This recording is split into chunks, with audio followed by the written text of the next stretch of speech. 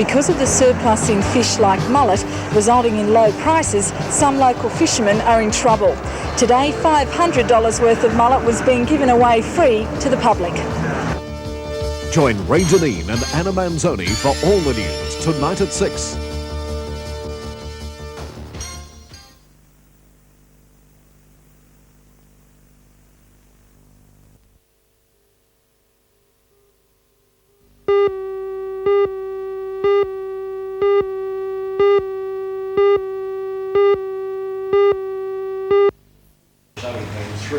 Today's meeting included representatives of BHP, the Trades Hall Council, the City Administration, the Newcastle Out of Workers CYSS and the State Government through the Office of Small Business. It was chaired by the Minister for Employment and Finance, Mr Bob Debus. The Council's task is to formulate plans for industrial and employment development in the Hunter region and to report directly on its findings to the State Government. There's another aspect of the Council's operation, an operational arm called the Enterprise Agency, which is a combination of interest groups involved in furthering investment in the Hunter region. The Minister, Mr Debus, handed over a cheque for $50,000 for the employment of the agency's coordinator and for administration costs. And within several weeks, the first full-time staff for the Hunter region employment agency will, the Hunter region enterprise agency will actually be in place. If I could ask, it was accepted by the Training Development Executive of the Hunter Development Board, wish the agency Mr the very best and congratulate the whole community of the Hunter for the enterprise they have shown.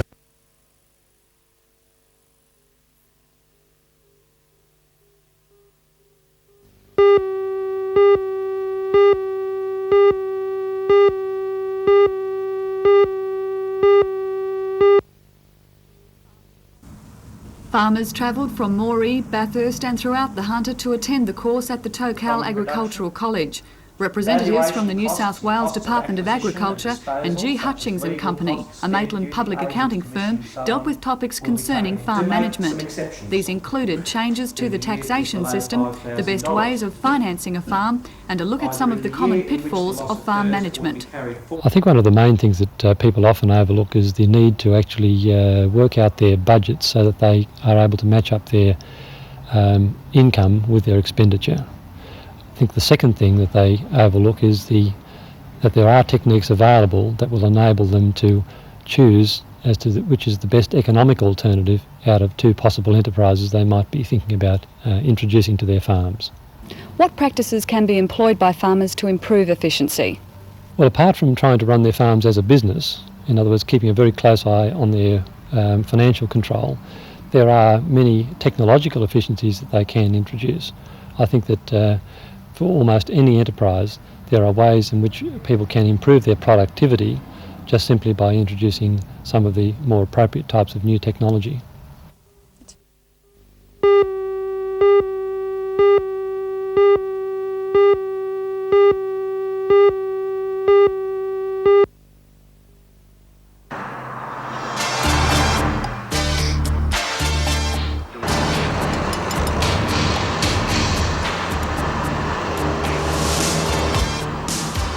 Stereophonic sound, armchair comfort and leathers hardly seems to be a combination that one would find on our highways. But it's the norm for a group of enthusiasts called Gold Wing. And bikies, they are not. I suppose the question I should ask you as an ambulance officer, surely I would have thought you'd have been scared off motorbikes. I guess you do spend some of your week picking up people that haven't stayed on them. Oh, for sure, but you know, I've been riding for 20 years now. It's just like riding a car. Once you're on it, you're on it. You ride to the conditions of the road, the conditions of the traffic, and most times you're right. So they're no more dangerous than a motor car, is that what you're trying to tell me? That's what in my opinion. We haven't got sort of 6 feet of bonnet in front of us and a thick bit of dirty glass in front of us. I can see the front of my vehicle. Most people can't see the front of their car. The windows are steamed up, full of dirt. Our reactions are a lot quicker, fortunately, because we have to be with car drivers. You do believe in an advanced course though, don't you? I know you're a member of an advanced association, and that comes back to training is what's going to make things more safe, not just banning motorbikes or banning anything. Oh no, banning's not going to do anything at all. What we need is training from the word go. And on ongoing training, not just you do a course for 2 weeks, get your licence and on the road and away you go, and then jump on something like this. This should be an ongoing thing, an advanced driving scheme. And then insurance companies can come in and say, well, we will knock so much percentage off your insurance. This has been proved in England. They have the Advanced Society over there, and they knock 50% off your insurance policy, which is an incentive for people to improve their driving.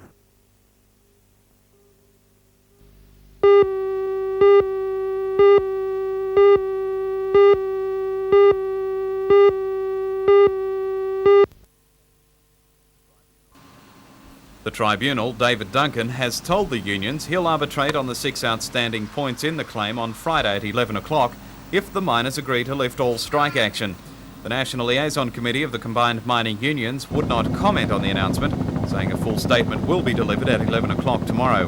The tribunal also announced it would include negotiations on the dispute facing the Gunnedah colliery. Mine management there has accepted the miners' demands on the 6 outstanding points. The Coal Association, meantime, says it cannot support the move, standing firm on its original proposal. Most miners in the Hunter Valley will return to work at midnight tonight, but miners at Pico, Wallsends, Gretley and Pelton-Ellalong collieries could face stand-downs and dismissals. Last week the company wrote to its colliery employees asking them to drop any further industrial action or there would be no work for them when they return tonight. Only one ship was being loaded today in the port of Newcastle. That was loading coal from the Ulan mine. 5 ships are now waiting off the port of Newcastle to take on export coal. 2 will begin loading tomorrow. Meantime, during the 7-day strike, 4 ships had to be diverted away to other ports to take on coal. The estimated loss to Newcastle, 320,000 tonnes, at about a cost of $18 million.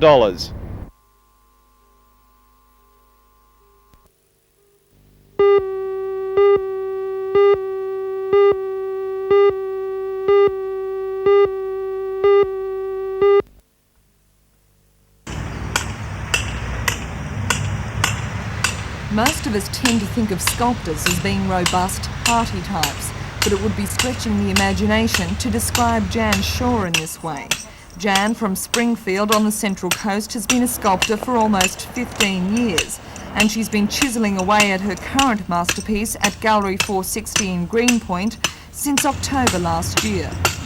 The difficulties have been the weather's been very hot, which is hard to put up with, and if it's not hot it's been raining, so I can only work about 3 hours a day, or 3.5. On a good day I could work, good weather day, 5 hours. Jan says she's thoroughly enjoyed working in Gosford sandstone and says it's her favourite medium.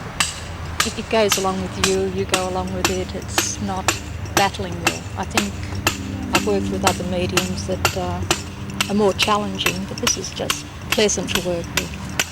This sculpture, as with most works of art, has evolved over time, and Jan says it's had a number of name changes.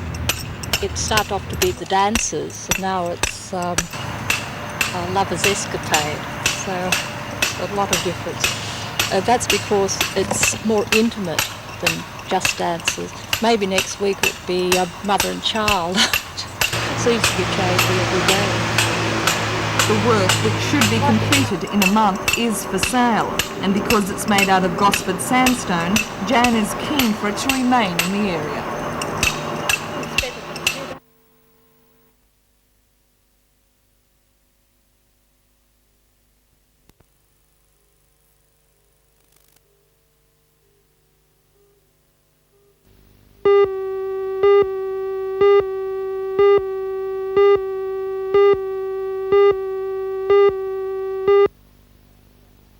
McDaniels to take the shot. This is the last chance for the Falcons to get some teamwork together before the season gets underway in earnest. The Supersonics, another privately owned team, are set to be a real force in this year's National League, with the brilliant Owen Wells in charge and the likes of superstar Tiny Pinder in their ranks.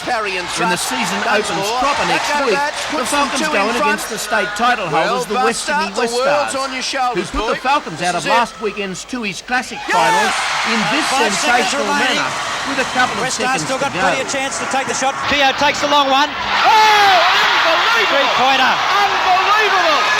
Absolutely unbelievable! The big news of the week has been the sacking of Howard Levy. And now the news that his replacement Jim Moran will be here next week. And I hope that the red tape problems will go and Ricky Simpson can play. It's not actually been a smooth start.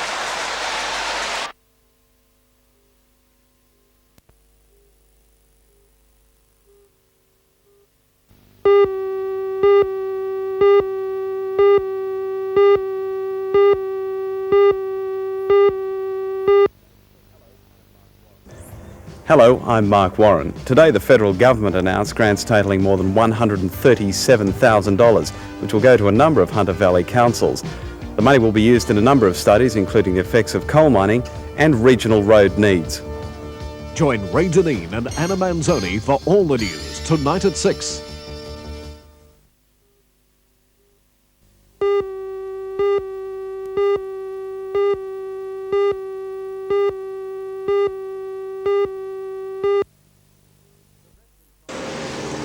The Veteran Cyclist Marathon is nearly 3 times as long as the Commonwealth Bank Sydney to Brisbane Classic. Sponsored by the Apple and Pear Corporation, it's just under 3,000 kilometres in 20 days. From the apple country of Tasmania's Huon Valley through Victoria and New South Wales and winding up in Brisbane. The field of 17 veteran cyclists from 52 to 70 years of age is just over the halfway mark and reached Newcastle late yesterday afternoon. Fittingly, the first man home yesterday was 57-year-old Novocastrian Jim Hewitt, a 1948 representative for Ireland in the World Amateur Road title. He's running 7th in the 52 to 59-year-old class overall. Everything's going according to plan. I'm lying just in 7th place, exactly where I want to be at this stage. There's still another week to go. You've got a background in cycling. How long do you see that going on? As long as I can keep getting my leg over a bike. There's one fella riding in this race, he's 70 years old, so I've still got another 18 years to go. Newcastle is also represented in the over 60s by New Lambton cyclist Jack Probst. 6 riders have dropped out along the way, including Newcastle's Bob Kerwood, who hit a dog in Tasmania and was hospitalised with a broken thigh. The race continues today with the cyclists leaving Newcastle from the Great Northern Hotel at 8 o'clock this morning. How's that?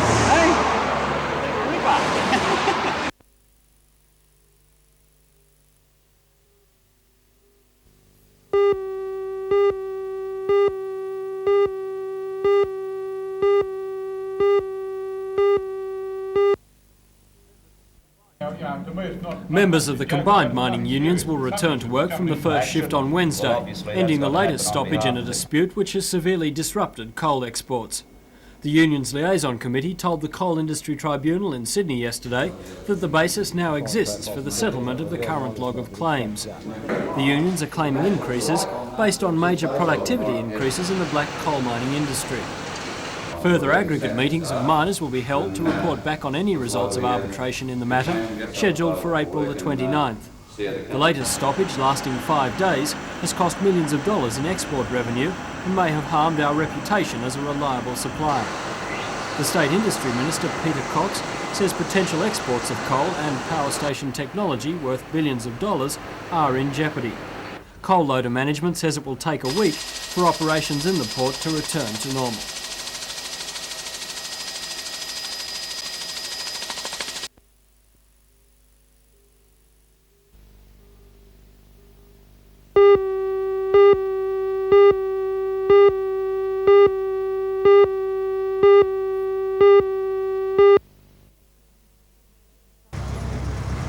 The cyclists are aged between 52 to 70 years.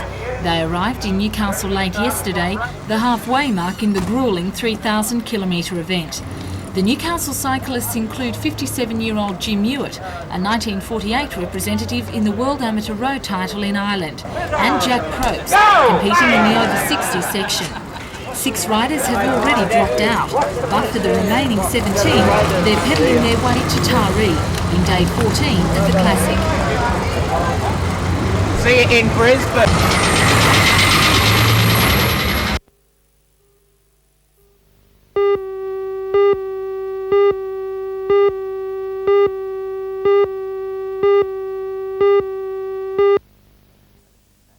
In a statement sent to the National Liaison Committee of the Combined Mining Unions last Thursday, Senator Walsh reminded miners that in 1984 the government had saved jobs by pumping money into the then ailing industry. The statement goes on to say, "If your industrial action now leads to retrenchments in the coal industry, I will fight against budget assistance to save those jobs in future." The member for Charlton, Bob Brown, and the member for Hunter, Eric Fitzgibbon, have responded by sending a joint telegram to the Minister, advising him to confine himself to his own portfolio. Mr Brown describes the argument that industrial action costs jobs as simplistic and says the Minister's message was provocative. Thought it was extremely naive, extremely insensitive and extremely provocative at a time when the negotiations between the colliery proprietors and the unions had reached a fairly delicate stage. I thought it was unnecessarily disturbing, and I was surprised, extremely surprised and angered that a Labor minister would issue such a warning. But don't you think that Senator Walsh has...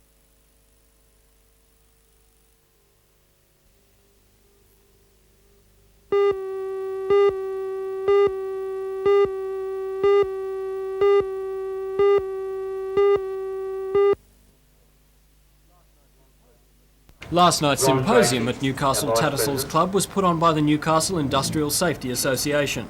The association is celebrating its 20th year, and since it was formed in 1966, it has put on more than 60 symposia on a range of industrial safety, health and welfare topics. Last night's was the first for this year, and more than 120 representatives of local industry and commerce attended. The guest speaker, Dr Dennis Wakefield, is a senior lecturer at the University of New South Wales. He is also a consultant immunologist at Sydney's Prince of Wales Hospital, one of the two major AIDS hospitals in New South Wales. He had three major messages last night. The first, that AIDS is a sexually transmitted disease. The second, that there is negligible risk of contracting AIDS in a workplace. And finally, that AIDS is not highly infectious.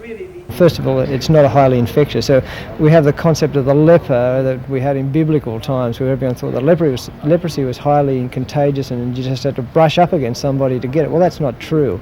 The only way to get AIDS is through intimate sexual contact with exchange of bodily secretions, or by coming in contact with the blood that also carries the virus. And I think that's one of the major misconceptions. It's not highly infectious, it's not easy to catch. You've got to make a concerted effort to get this disease.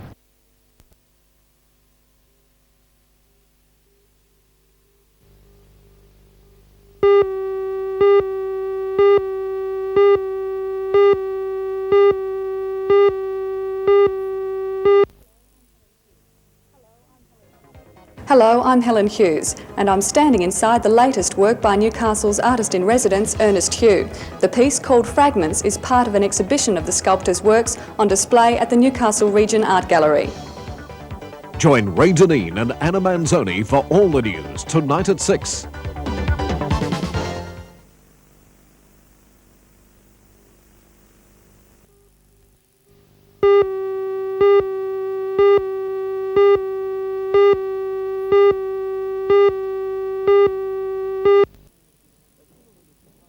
As Singleton is the home of the Army and the Hunt, there was not only a large procession this morning, but also a huge crowd of spectators on hand to enjoy Anzac Day. Led by the Singleton Town Band, the march took 10 minutes to pass, as it had the largest ever participation of local school children. Returned servicemen and members of the regular army took pride of place at the head of the procession, back straight, medals gleaming, and proud in stature. Taking this morning's salute was the Army's area commander and commander of the Singleton Infantry Centre, Colonel Peter McDougall, who was joined on the official dais by Shire President Neil McNamara, Colin Fisher MLA and Eric Fitzgibbon MHR. The gathering under the shade of Burdekin Park was described as one of the best ever. Hymns and prayers were offered by members of the Singleton Ministers' Fraternal. Archdeacon John Sullivan said Anzac Day challenges us to make our communities worthy of the high cost of life and the sacrifices paid by the soldiers who fought for our freedom. Telling words indeed in this, the International Year of Peace, and words that were well appreciated by the only World War I veteran in attendance, 91-year-old Singleton identity, Cyril Moxon.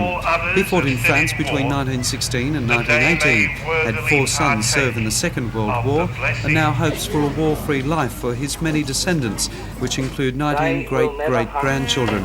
He said he was overwhelmed by the presence of so many of the younger generation, and while the wreath-laying, last post and reveille brought back many a sad memory, he preferred to remember other times on Anzac Day. Oh, I tried to remember the funny things that happened. And there were plenty of those, I hope? Oh, I can tell you plenty of yarns. Yeah. And not fit to say it in front of children. You have one of your 19 great-great-granddaughters here. What would you like her to most appreciate about Anzac Day? Well, to be a true Australian.